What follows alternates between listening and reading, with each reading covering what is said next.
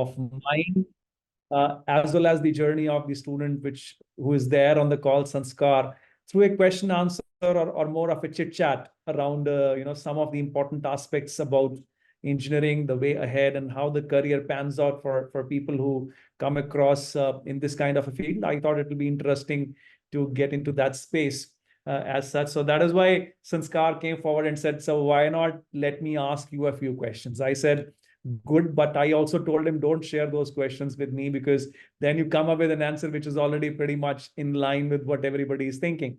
So I said, I have been a student too. So before I hand over this mic or the space for Sanskar to go ahead and initiate the discussion, I thought I'll give you a little brief on what and where I come from. I think it's very important for each one of us to know that how our journeys begin and what kind of path the journeys take when we start getting into that space, which is called the professional space. And you're all going to be professional engineers in a very short period of time. You're going to join a university, and then you're going to take baby steps and maybe some major steps as you move ahead in the direction to become a professional engineer. Well, my journey started off way back in 1987. Probably none of you was born at that point of time, right? So I started off as a student who was just wanted to do engineering because we thought that is one of the two options which was available to us at that point of time. Either you could be a medical doctor or you could be an engineer. So that was the limited choice, or you could be a commerce graduate, absolutely. Right. But if we look at scenario today, the things have changed big time. It's kind of, we're all living in a space where, we have multiple career options to choose from, even though we may follow one professional field to start with. So I started off as a very young student, was not even 17 when I joined the engineering school, in the year 1987. Carried on that journey, graduated in 1991.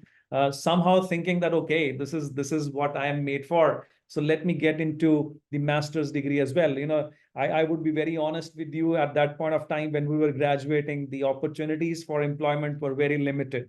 We were not, the economy was just opening up. We had just gone through that phase as a country where we were kind of opening up to all foreign direct investment as well. So that was something which was happening in the early 90s, but it had yet not gone to a space where the multinationals had come and settled themselves big time. So at that time, the good option was either to go for a government service or get into a private space where very limited number of organizations would be there, or do a master's degree.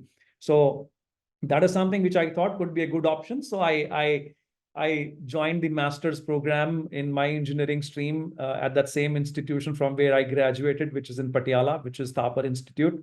As I was doing my master's, once again, as luck would have it, my professors told me that, okay, why don't you apply, for an ad hoc position in the university itself, for a position in the faculty of civil engineering. I said, I'm not made up for this. This is something which I am probably not going to do in my life at all. I don't want to be a professor. But they said, you should give it a shot. And I said, no, I would like to get into civil services. That is something which I like, and I would like to prepare for that. But as luck would have it, I joined the Faculty of Civil Engineering in 1993. And then I never went in any direction. I think that was my calling. I took that as my calling, and have been going into that, and have been into this academic space or the faculty space for the last more than 31 years. And that's something, which I'm very proud of having done that. And I've connected with huge number of students during this period, been on that side and been in this side, from one day living with my own friends in a hostel to teaching them the very next day. Was a very interesting journey and a proposition which I went through. And I think I've thoroughly enjoyed. And I would like to tell you that I still remember very fondly the days which I spent as a professional engineering student. And I love every moment of it. And I remember every moment still, even after having graduated 33 years back, I still remember, how wonderful this journey had been. So that's how it had been. And why not? I think over to you, Sanskar. I thought I'll just briefly give a little bit of myself, that how my journey started off. And I'm pretty sure it'll resonate with each one of you the moment you go through these steps. So over to you, Sanskar. Sorry for taking a little bit of your time. I thought it'll be worthwhile just giving a little insight into what it's all have been. Thank you, sir. No, it's not a problem. Okay, so I would take a moment to basically introduce myself as well. So myself, Sanskar Gupta. I am pursuing a BTech in computer science, and I'm in my third year. I'm in between my second and third year, and I'm currently working in an internship as a part of practice school too, which we would definitely discuss afterwards. So I think we should start up with the questions. And as sir mentioned, sir doesn't know the questions, and I've framed the questions. We'll try to keep it interesting throughout the session, right? Definitely. So starting up with the first questions are straight up. So many students here have just emerged from the pressure cooker of JEE preparation, right? I've been through it. Many students here have been through it. How can they best reset their mindsets for different challenges as a part of college life?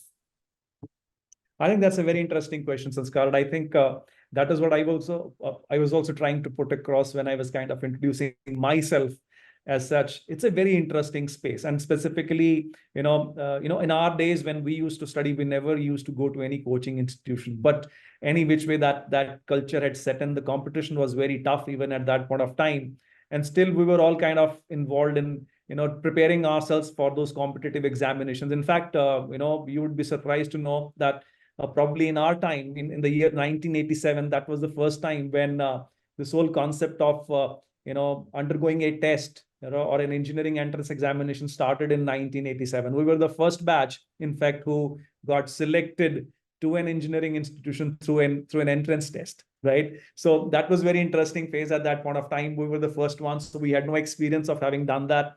But I think this trend has gone on and it has stayed. And I fully understand, the predicament which each one of you must be going through after having gone through those. Probably some of you would have started when you were in class 7th. I do not know. That would also have been a possibility. But yes, the last 2 years, it is a pressure cooker, and I fully empathize with you at this stage, because the experience of being in a classroom for a longer period of time, parallelly working on your extracurriculars and co-curriculars in addition to your normal stuff of mathematics or physics or chemistry which you're studying, you would have missed that. I'm pretty sure that is something which you would have missed that, and you would have all been just thinking of, okay, what is it that is going to come up as a question in my question paper when I appear for a JEE mains or a JEE advanced, whatever the case would be, and how do I answer that question?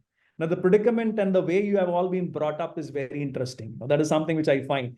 Now, you are looking for an answer to a question in the form of what is right and what is wrong.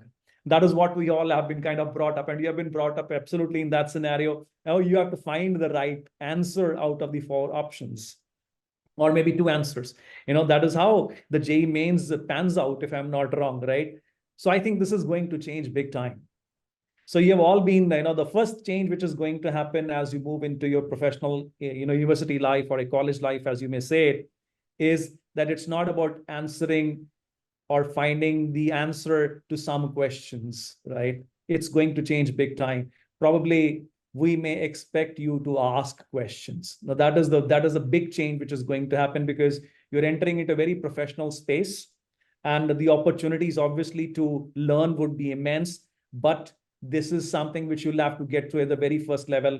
You have to start asking the right questions, and the questions could be technical. The questions could be related to what is it that you want to proceed ahead as a career.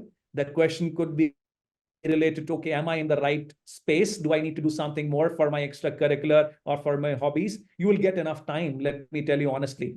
So the first thing is you have to start asking questions. Second, you will have a lot of time to yourself, which probably you would never have had when you were preparing for your examinations. You would have a lot of time to yourself. And obviously, then you'll have to learn how to utilize that time. But that is something which is very interesting, and it's a tremendous change which is going to happen the moment you move from the space where you are just thinking of cracking the exam to a space where you have a lot of time. In fact, you would always be experiencing that right now. What to do in this time when I'm not studying? It's a blank space, right? So you'll have to start thinking very nicely about it and start thinking of utilizing your time very efficiently. right? Do not give way to this freedom which you get, to a space where you start taking it for granted and say, oh, I have a lot of time to do this thing. We don't have a lot of time. We have only this much time. And I think you must recognize that and start using it and utilizing it to the best of your ability. It could be honing your technical skills, your professional skills, or your personal skills. And I think the university will provide you with that opportunity. Plethora of opportunities would be there to hone your skills, professional, technical, personal, or even your hobby classes, which you want to get into. So that is the second big change which is going to happen. Third, your parents would not be telling you to do this and do that now, right? You have to take your own decisions, right? You are absolutely, and I think many of the parents are also joining this particular session, as I know, and I would like to also request them to now let go of your ward. Let them be as they are. They need to grow up. So that space needs to be given. So you have to take your own decisions. Now, that is very, very difficult as a space, but it's not that difficult. That support to take the right decision would be there with you, definitely. So that is something which you need to do. And the fourth most important thing is start working with your own hands. You have to start experimenting big time. You have to be out there searching for the right problems to tackle, identifying the problems. That would be the key. And then as engineers, you're expected to do that. So the earlier, the better, right? And if you start right in the very first year itself, that is the way to go ahead. And that sets the trend for you. And lastly, you're not here for a job. Please understand that's the thought process with which every student comes up and joins a program. I will get a job. Now, that's not about job. It's about getting a right career. And that is something which you all need to be very mindful of when you join an engineering institution, for sure. And these are some of the things which straight away come to my mind, Sanskar. And I think this is something which we need to be all very wary of as such. No, it's just a completely agreed to every point that you said in this. So the next question comes like, I feel there's this very common joke that engineering students often enter a college knowing calculus and but like don't know how to do laundry, right? So what life skills do you think are most crucial for new students to develop alongside their technical knowledge? Well, that's a very, very interesting question. And I think that aligns with all the engineering graduates who have graduated as of now. Right. Now, if I remember, everybody would say that whenever I would meet a friend of mine who is doing a doctor, or an MBBS, I would say you are in it for 12 years now, and till the time you have spent your time in doing your DM or an MD or an internship, you are not going to start earning. You're going to be into it, right? But, and we would say, oh, we'll start earning the moment we are away. Even we'll start earning even when we are still in engineering institution, because we would be doing internship and we'll be getting a fellowship. So that was the kind of conversation which we used to have. But you're absolutely right, that, as a student, what is it that we need to do more to be able to be more employable or more fruitful with regards to our career as we graduate? And it's not just only technical skills, let me tell you. Those days are gone when people would graduate purely on the basis of the technical skills and would expect a good placement or a good career ahead. But as they move ahead, they had to learn the life skills, something which is very, very important or pertinent to any placement or any job which one picks up to start with, or any career starting job one picks up to start with. So I think it's very important. I have had a few very interesting meetings with many top organizations. I've talked with some very top people in very top organizations. And I think the job scenario is changing big time. They're not looking at people who are just asking or looking for a particular job to be done. No, they are looking at people who have designated, defined skills to identify and solve problems. So it's a huge change, a huge shift which is happening. So we are looking at the industry would come up and say, we're looking at people who are problem solvers as a team, who are ready to work as a team, who are ready to work in diverse teams. That's very interesting, because the space is now such where you're not expected to be in one area or one part of the country, and then are expected to have people only from that part of the country and working together. Now that has changed big time. Each and every one of us would be ready to work in teams. That's one very important skill which one must learn and must obviously, and that learning will happen obviously during the course of the curriculum itself. Second, as already said, it's not about you answering the questions. It's about you asking the questions. So that's another skill which one needs to develop big time. In addition to your technical skills, you should also be able to work together to solve a problem. If you are looking at diverse teams, the diverse teams could have people from psychology sitting there in your team, people from management sitting in your team, people from mechanical engineering sitting in a team where there is a computer science engineer as well. So you have to be very interdisciplinary as well as cross-disciplinary. You need to appreciate and understand what is that kind of a problem which we need to handle. And if it needs the services of somebody who's into psychology, we need to talk to them, work with them, and understand what is it in for them. So three very important traits which I put across very strongly. One, you need to understand others' culture and diversity, absolutely important. Second, you should learn how to work in team. And the third very important aspect, give credit to the team, right? We have all worked in silos till this point of time. Let's be very honest. Each one of you would have been, working in your own space, trying to crack an examination or trying to crack a +2 marks or try to do this just on your own. You were your only competition. If I'm to put it across that way, you were competing with your own self. Obviously, there was a world outside with which you were competing, but in that silo, in that space, you were alone, working on your own, try to get into that space where you would crack this examination. So you have worked alone only for yourself. Now, this is going to change. You have to learn the skill to work in diverse environment with team, and the whole team needs to be complemented for the kind of work which you are doing. So you need to start appreciating others as well, which is a trait which one needs to learn as you move ahead. And I think if you're able to do that, this will stand you in very good stead. I'm not saying the career means that you will have a salary of this and you move up to that salary. No, I'm talking about a career where you have a satisfaction level of this, and this satisfaction level grows and moves up as you move through your career. And that may not mean only money. It means the kind of people you get involved with, the kind of happiness which you give to the people around you, and the way you complement people who are working with you to take you to the next level. I think these are some of the traits which I think would be very, very important as life skills. As you rightly pointed out, Sanskar, this is something which needs to be brought in very strongly. Yeah. Right, sir.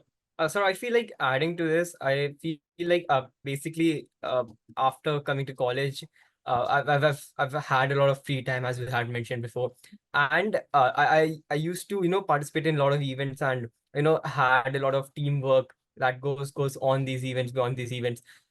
This teamwork definitely helped me in learning new skills, in making new friends that I feel would have a very long lasting friendship. You would have a very long lasting friendship. So I feel apart from this standard curriculum that the college offers, college has a lot more to offer, which we can learn as life skills and in this free time, right? Absolutely. Right to the money. Absolutely. Right. So moving on to the next question, I have like many of these students are used to being the smartest person in the room, right? And in high school, we've all experienced it. You might be one of the toppers among the class, and you might be good in absolutely killing it in some skill. But how do they adapt to suddenly being surrounded by equally brilliant peers and turn potential competition into collaboration? How do you see this? I think that's, once again, that is what I was trying to highlight, Sanskar, as well earlier. But I think you have put in the very right question here. And that is where, collaboration and working together becomes the key.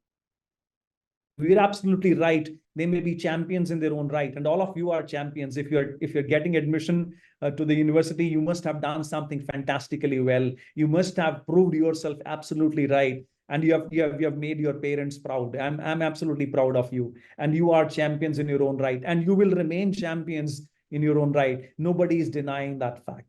But parallelly, what we need to do when we're looking at coming to a university or an engineering institution where all of us are champions in our own rights, which we would remain, you also need to understand that you cannot be good at everything.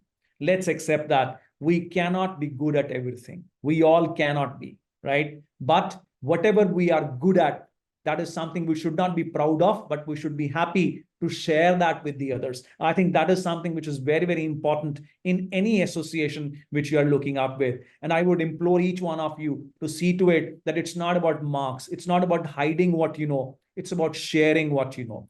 And if you start doing that, that will give you more pleasure rather than keeping it to yourself and earning a degree where you have kind of grown ahead and moved up to a CGP of 10 and you're enjoying that. See, at the top, it's all going to be a plateau. You're going to be the only one. The good part is if you're able to take others along that and take them to that same level of knowledge, and that will come through sharing. And if you share, more learning happens. That is something which we all need to be very, very mindful of. Now, keeping everything to yourself is not going to improve the knowledge base. It is not going to help the society at all. So if you start sharing your knowledge, sharing what you know with others, and I'm pretty sure the others will learn from that too. And if you start doing that, I think that is what the society needs today. We don't need individuals. We need teams. We need people together who can go ahead and create a change in the whole world, which we are looking at right now. We are faced with so many problems of sustainability, of water depletion, of rural upwardness, which we're looking at. And that cannot happen only with one individual. That will happen if we all understand what is it that needs to be done. And if we are mindful of it, it's not, see, it's quite possible, oh, this is a problem, I can solve it. Now, there is an attitude to solving that problem that will not help. But we must start appreciating those problems in that same milieu and then start looking for sustainable solutions to those problems is what is the key. And that can happen if we start feeding from each other's knowledge, from each other's strong points, and don't highlight their weaknesses, because that is another thing which we need to understand. Some people may be very good at communicating, right? Some people know so much, but they're not able to communicate. So we have to understand that what are the limitations in which one functions. And that limitation could be the way they have brought themselves up into this level. But each individual is a strong, strong individual for me if they join hands together and create a very strong collaborative team which works together. And if we're able to do that, I think the world would be a much better place. And at this university, I'm pretty sure we will provide you all those opportunities to grow, to learn, and to share. More importantly, that is where the university brings forth. And I think that is something which you all need to be very, very strong and straightforward with regards to that. Got it, sir. I've answered the question, Sanskar, which you have. So like I am from Indore, and I've come way back from Indore, and I usually come here often in the university. And many students among these would have to leave their hometowns for the first time in this like age of there's a I'm sure in your time you wouldn't have WhatsApp video calls to constantly get connected. But how do students strike a balance between maintaining old connections, the previous friendships, and then fully immersing themselves in this new college life with new relationships and new friendships? So yes, that's true. That's something which is what each one of us is experiencing in today's world. I think these are tools which are absolutely very, very important to communicate and to connect with people. But then these are also tools which could also prove as what we call as obstructions to when we move, when we are not very effective. So I always take this example of saying that, if we need to be very productive, we need to identify two very important things. One is, what is our potential? Now, our potential, everybody knows one's own potential. Absolutely. And they know that they can perform to the best of their ability. But then they also need to understand what are those obstructions, what are those challenges which are coming in their way, which are not letting them perform to that potential, and the challenges to identify those. If they're able to identify those, see, WhatsApp could be a challenge as well as an opportunity. It could be an obstruction as well as an opportunity to do something very well in that space, right? So if we're able to identify rightly, what are those interferences, what are those challenges which are coming on our way, to let us rise to that full potential. That is one thing which we all need to do. That is something which is there. And the way to connect, obviously, it's very important to have platforms like Facebook, platforms like Instagram to stay connected with each one of us. That's better face-to-face or a one-on-one meeting with your friends. We should not leave that space. We are all human beings. We need to be WhatsApp can be used to fix up a meeting, right? Or fix up a place where we would like to meet. That's fantastic. It could give us directions to reach that place. That is how we'll use the technology today. But then it's very important that we take that extra step to move to that space and meet in person and start that conversation, which is absolutely important in today's world to stay connected the right way.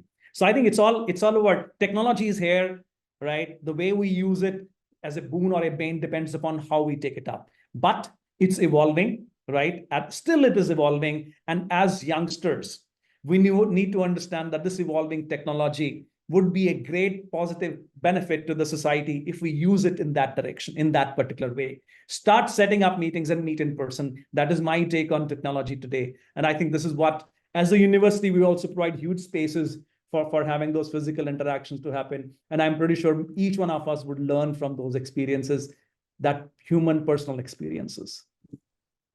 Right, sir. So the next question is basically, I feel within the university, every day I within that 60, 70, because I interact with students from various fields, let it be MBA, let it be law, let it be BBA or management. And I feel with this rise of interdisciplinary fields, how do you foresee a future where traditional engineering degrees become old, and how do you see this? So this is a very interesting space nowadays. Sanskar, as I told you earlier also, that in our days, if you are an engineer, you are an engineer. But slowly the space began to change, where I found many of my students actually experimenting after they completed their degree, where many of my students right now, they would be a civil engineer or a computer engineer, but right now they may be into filmmaking. Some of them would be into economics, they have joined London School of Economics and doing economics degree as a master's there. Some of them have gone on and done techno management as a tech MBA, or some of them have gone on and just done psychology. So the good part with an engineering degree is it provides you with huge amount of flexibility to go beyond and do whatever you want to do, because that is inbuilt into the engineering curriculum. And so in our days, or even in the early 2000s, if I would say, those were the times when people, if they had to experiment with their master's degree, they would do it after their bachelor's. They would do first an engineering degree and then say, okay, now I am not into it. I want to do economics, or I want to do filmmaking. I want to study this. I want to do that. So they would do after that. Now, what has changed, Sanskar, in today's curriculum and the way we look at it is that we let the students experiment with these minors, which we call as, which are beyond their engineering scope, to do that experimentation while they are doing their BTech here. So that's something which is changed. And to add to that, the good part is we have three additional schools. In the university, we have a school for management, we have a school of liberal studies, and we have a school of law. So the students have that flexibility to choose their minors parallelly along with their majors. The majors are in their own stream, like somebody is doing a BTech in computer science can do a major in automation and robotics, can do a major in Internet of Things, but can also do a minor in law or a minor in entrepreneurship. Now, that is something which is very much inbuilt nowadays into the curriculum, because we understand that the students who join an engineering program may have many more interests beyond engineering as well, where they can use the technical know-how of being an engineer, but also can experiment with something which is beyond engineering. And that would help them grow as very well-rounded individuals with life skills, which would also help them appreciate, as I said, appreciate other programs or other degrees or other initiatives that people may take, and also appreciate that it's not just about being an engineer. It's also about appreciating the other skills which are absolutely important. And as we provide these opportunities, the students hone their life skills along the way as well. So that is something which has changed big time. And I think I would love to be a student during this time. right? Because there's a time when, as an engineering student, you have huge flexibility to do whatever you want to. And that is, once again, comes with huge amount of responsibility. So you have to make the right choice, right? What is it? And for that, I think we have good number of counselors as faculty members who can guide each and every one of them in the right direction. So that's something which is absolutely available to the students of today. Right, sir, absolutely agree. So, like my perspective to this is basically like talking about me myself as an example. So I feel like I have a huge interest in digital marketing as such, right? Which I feel traditionally it wouldn't have been included, or I wouldn't even have like had an opportunity to practice it before. But now, what I seek opportunities to basically combine digital marketing and data science and develop projects. So as a part of the joy of engineering, I'm sure many people would experience this course in the first year. So as part of joy engineering, I made a project combining both these fields. So I feel this is one thing that definitely I feel it basically increases my interest in both the fields, and I Absolutely. even get to explore the field even more.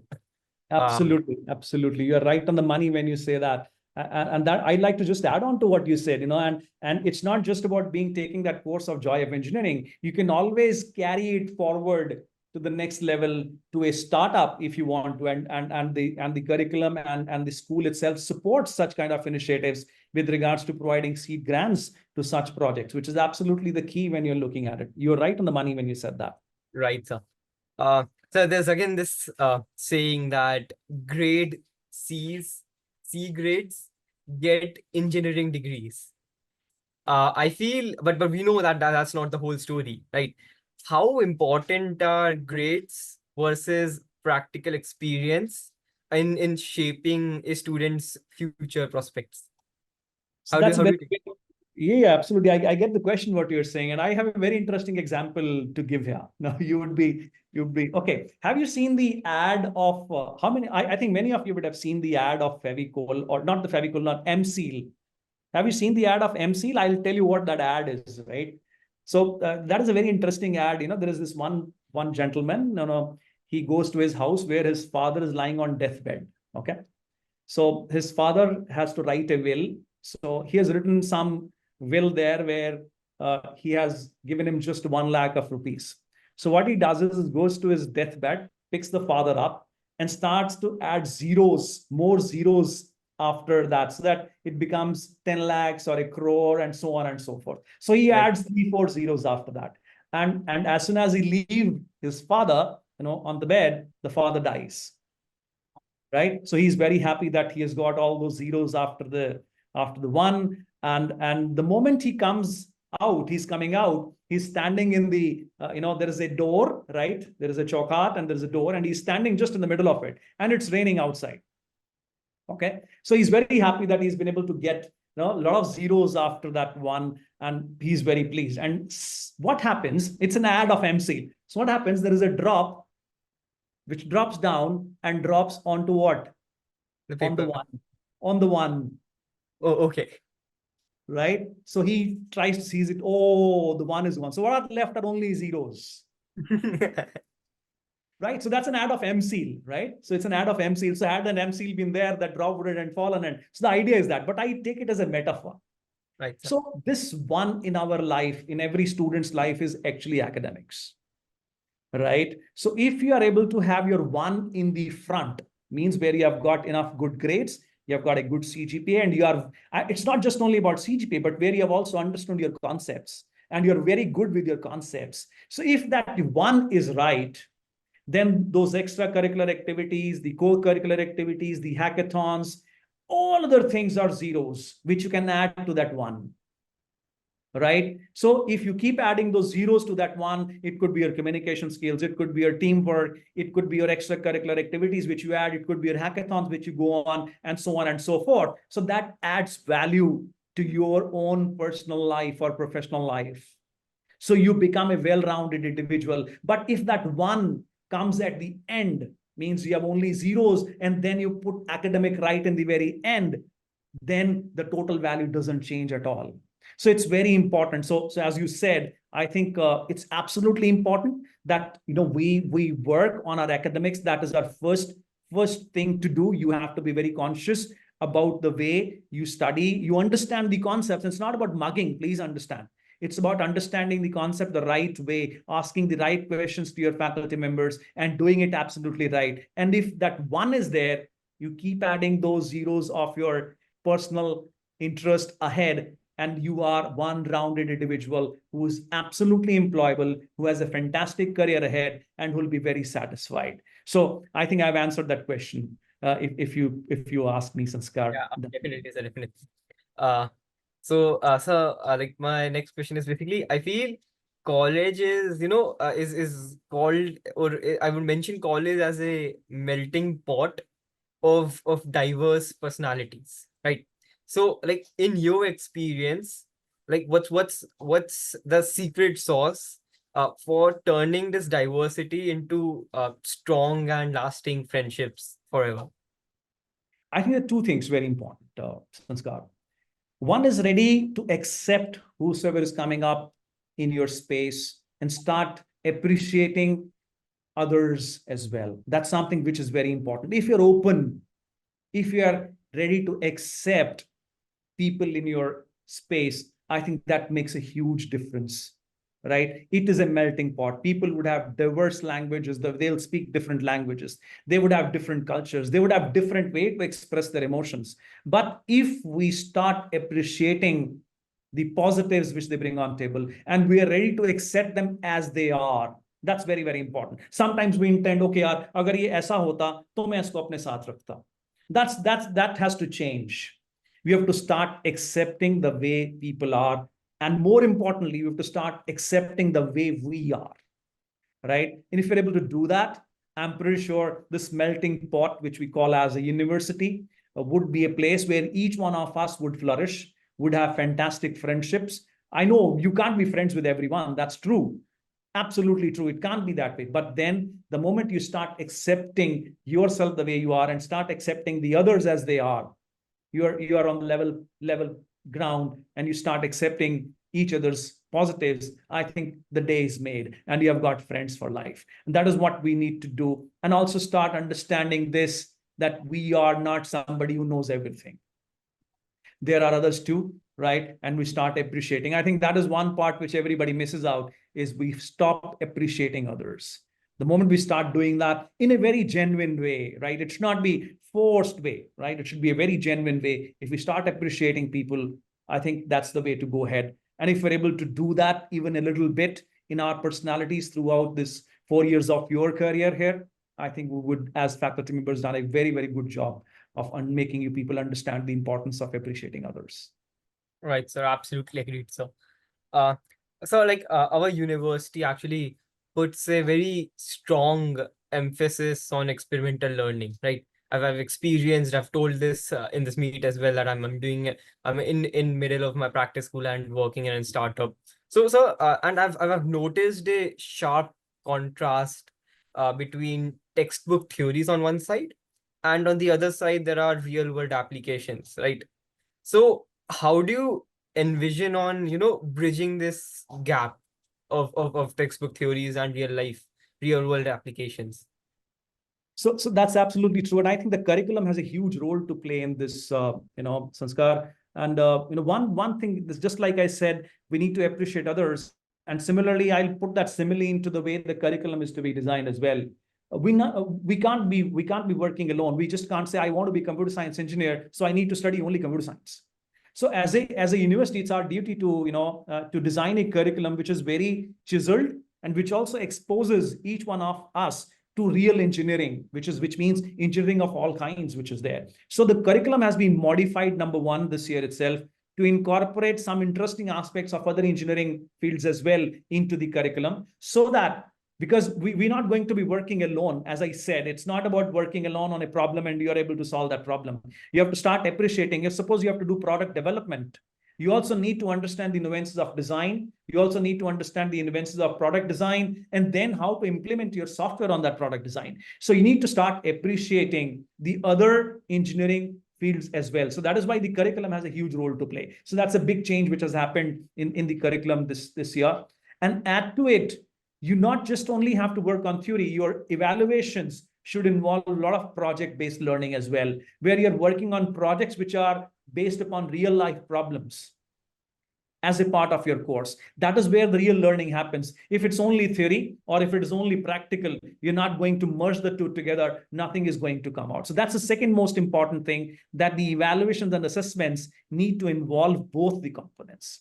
And the third, obviously, the exposure to the industry problems. That is absolutely important. And as a practice school and as a Joy of Engineering as a course, I'm sure there is enough exposure for the students to make the best of the opportunities which processes themselves in the form of the curriculum. So there is practice school 1 right from the very first year, then move to second year, and there is an internship after that, and then move into the final year. There is full-fledged 6 months industry internship which comes up. It's all linked, where you're exposed to the industry way of functioning and the industry way of handling the problems. But the most important thing is that anything or everything could be there in the curriculum, right? There would be ways and means to deliver that curriculum. The faculty would be there in the class. But if as a student, I am not there present in the classroom, the present means you are away from everything else and you're concentrating on what is being taught to you or what is being shared with you. If you're not there with full heart and soul into that curriculum, I don't think anything can come out of it. So it's very important that as individuals or as students who are joining the university, right, they are taking a very conscious call of giving their 100% to the way teaching happens, and be very open about asking the right questions, right? Even those questions could be around their career, their technical skills, anything, but they have to be there. Only then that gap, because if you're not ready to learn, right, that's the key. If you're not ready to learn, so this gap is there. Time we can take questions. So I can see your hand, which is raised. So it's from Parth. Yes, I would be happy to take questions if there are any. Otherwise, Sanskar, I'm really thankful to you for initiating this wonderful discussion. I think I also learned a lot from the questions which you asked, and they were pretty much took me back to my days also, that what were the times when I was studying and how it has changed. So I was really able to appreciate that particular part. Thank you for asking such good questions. Thank you. Right, sir. So if we don't have any questions, Binu, what do you think? So that's what I was checking in, but I don't think so. We have received any questions. So Okay. students, even if you want, you can raise up your hand. So I can see one which has popped up now, sir. It has directly come to me. So it says that what advice do you have for new students entering the CSE program to make the most of their time at college? I think that's one question which is very close to my heart. As I said, many of my young students have come from a place and space where they were confined to the rooms for long hours, right? They were not able to make sense of what is it that lies ahead, and that's a right question. That's a predicament, right? And I think very right question you asked. I think it's very important to stay in the situation, stay in the now, and take things as they come, right? It's very important to not overexert yourself into a space saying, oh, I've come to an engineering institution, now I need to do this, need to do that, and all that stuff. And also not leave yourself into a space where you're thinking, oh, come to an engineering institution, everything will be taken care of its own. Now, it's not going to happen, right? So here, the major change is going to be that if you really need to learn, you have to be there first and foremost in the classroom. That's very important because that is where the discussions happen. So the first important point is stick to the timetable and attend the classroom sessions and ask questions in those classroom sessions. Be there. That is one very important thing. Second, you would have a lot of free time. If I say so, you would have 45 hours in 5 days. Monday to Friday, 9 hours per day when you're coming to the university. Out of that, effectively, if you look at, there'll be 30 to 32 hours of classes, which would happen, and then you would have, I think, probably 8 to 10 hours to your own self. So start honing your skills. It's absolutely important that you use your time to hone up your skills. Find out your calling. You will find your calling the moment you start going to the classes and start saying, oh, this is something which interests me. This is something which is very, very interesting. I love to do coding. Or I love to know more about the philosophy behind coding. Or, oh, this data structure and algorithms is a space where I'm very good at. I've understood logic very well. So start identifying your strengths. And that can happen if you only start discussions in the classroom, right? And then start learning on your own. Number two. Number three, do not shy away from connecting with your peers and with your faculty members. Please meet them. They would be there to guide you, to support you, and help you find the direction. Because many a times you will find you don't have a direction to go to, right? And that's very common with any young mind who would come. And if you are able to get that counseling with regards to the right direction which you want to take, ask them to give you projects, ask them to involve you in a lot of other things which you do. And most importantly, as I said, that's academics. One is very, very important, but the zeros after that are equally important, right? So enroll yourself into a good club or a society or something which you are very fond of, and or you could be somebody who is very fond of doing social work. So join the Savera Club. Start teaching the underprivileged kids who come to the campus. So you would have a calling there as well. So it's very important to consciously divide your time into all these activities without losing the focus on your academics. That's very, very important. And I'm pretty sure the time used here would be very well accumulated into a very chiseled professional career you would make out of it. And obviously spare a lot of time for your friends, because a lot of discussions which happen in an informal environment, and you learn from those informal interactions as well. Do not miss out on having fun, right? That's something which I would give as an advice right now to my young student who has asked this question. So basically, I've got quite a few questions. So someone asked, how can students specializing in BTech CSC get involved in interdisciplinary projects or research? Like the one who's asking has an interest in the field of law. Oh, that's very, very interesting and very wonderful. As I said, there are multiple ways of getting into it. One is obviously through a practice school, where in addition to allowing students to go for internship outside of the university in a corporate, we also allow the students to do research with their faculty members as well. So there are multiple faculty projects which they are doing, and they can showcase those projects to the students, and students can pick up from them. And those projects are not limited only to School of Engineering. They are open in School of Law, School of Management, as well as in School of Liberal Studies as well. So if somebody wants to go and do something with the School of Law as a project, you can talk about AI and law, tech and law. That's something which is up and coming as a huge initiative. And the School of Law is very closely looking at offering such minors in the space of law and technology. So you can very well go and have a mentor from engineering and technology, have a mentor from School of Law, and start working on a joint project. And it is absolutely possible, right? So there are majors and minors designed for such kind of students who would like to explore fields within their own space, which is more to do with their own discipline, but also outside of the discipline in the space of law or management or whatever they want to. So there are ample opportunities for such students. All right, so there's one more question. How do we highlight the skills acquired over time? I think the one wonderful place where everyone should be is LinkedIn. So I'm so this was never existent when we were students, right? So nowadays everything happens on LinkedIn. That is one space where you need to be there right away. If you have joined the BMU Munjal University, I will suggest each one of you create your LinkedIn profile, be there, and start expressing yourself. And LinkedIn is a space which is not a space meant for sharing some of the stuff which happens on Facebook or Instagram, but it is a very professional space. So start doing that. Now it comes with a catch. That if you have a LinkedIn profile, then it's also very important that you start learning something new as a skill.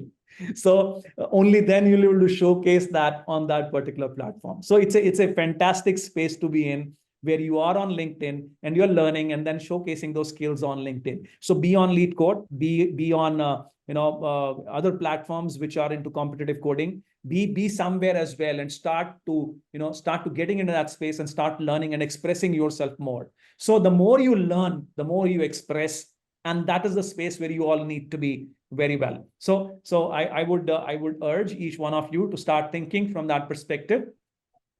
And that's the way to go. Right, so adding to this, there's this very, famous Hindi quote. I would like to quote like, "Jo dikhta hai, wo bikta hai." So basically, it's how you show it to the world. Whatever you're doing, Yes. you have to show it to the world. Via through LinkedIn, through GitHub, through Lead Code, your profile on Lead Code, and etc. Absolutely. Absolutely. Right. Yep. So we have another question.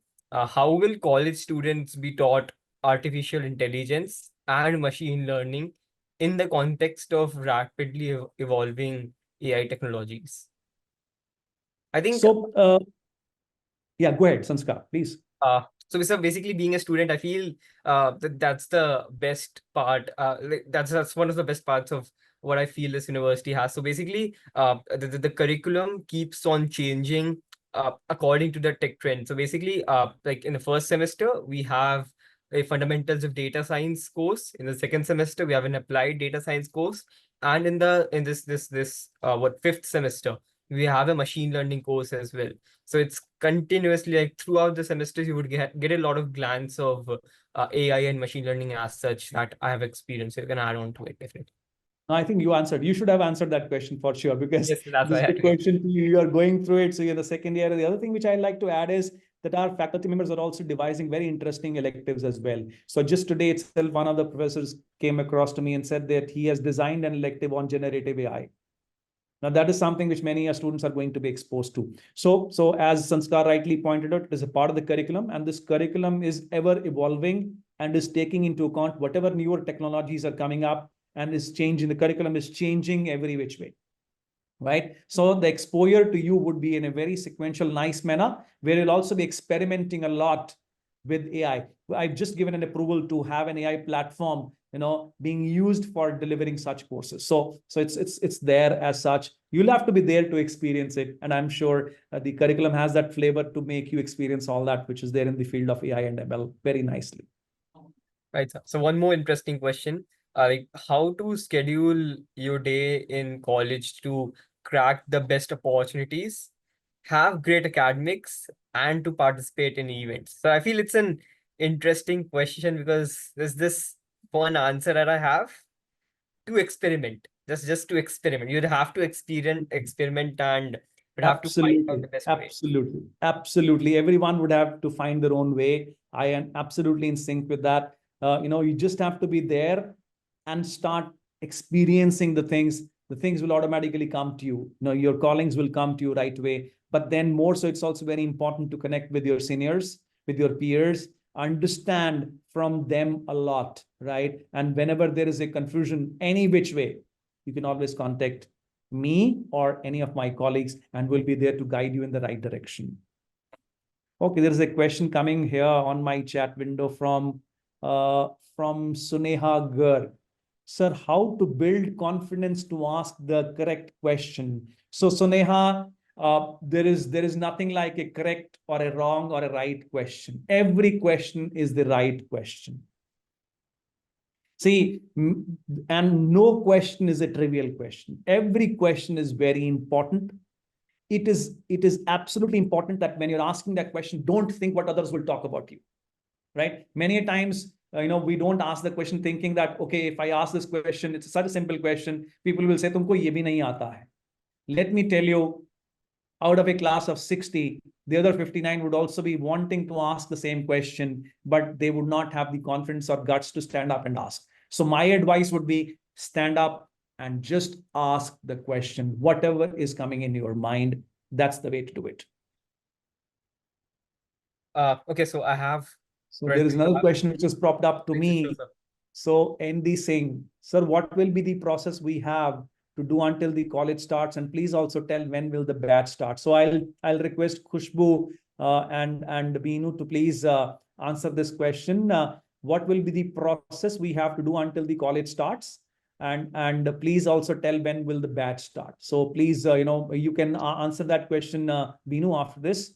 This is from Sure, sir. ND Singh. Sure. So then Daksh has asked, please tell the placement statistics of 2023 BTech CSE. So it's 85% at this point of time Daksh, 85% of the students have been placed, and the placement drive is still on. I have one more question, sir. Basically, Please. someone asked it to me as well. Sir, what was your mindset when you first joined the university, and what were the mistakes you made in your first year? Oh, yes, I can tell that. So that's a personal question, right? Okay, as a young engineering student, when I joined the university, I was very apprehensive. I was I was not confident at all. My mother left me weeping. I didn't want to stay in the hostel. Uh, that's how it was. And for the first 1 month, it took a lot of time to settle down, but then I settled down very nicely.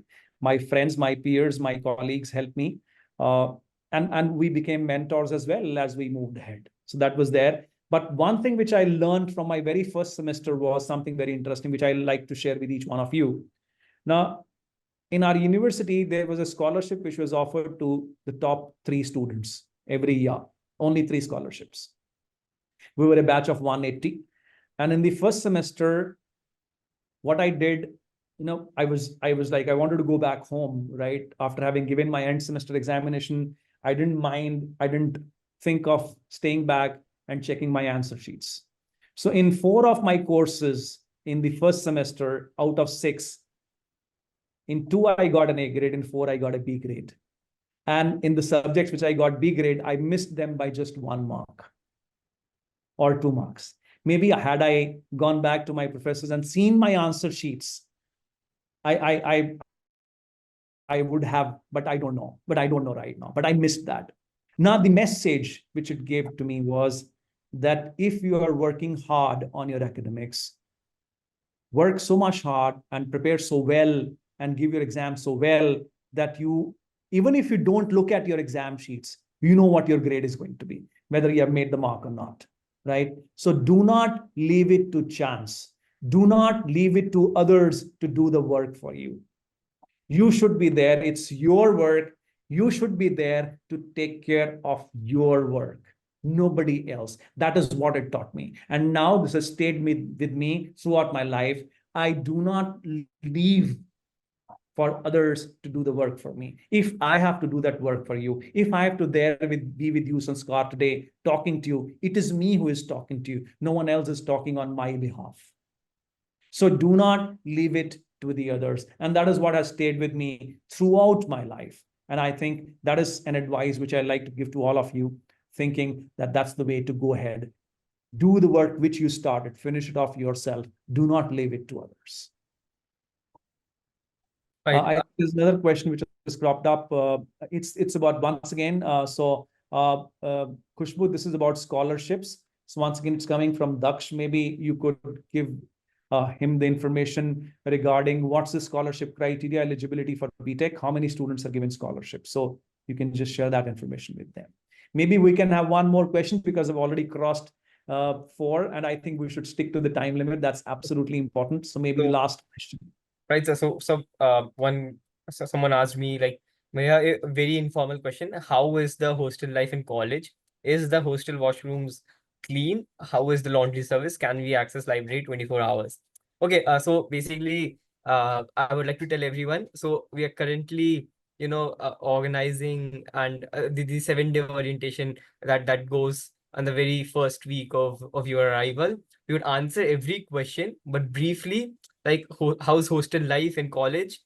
Who doesn't like staying with friends 24/7? That's a very brief answer I would like to give, and I think that concludes this whole question. Rest of the questions I think you would get the answers in the orientation week.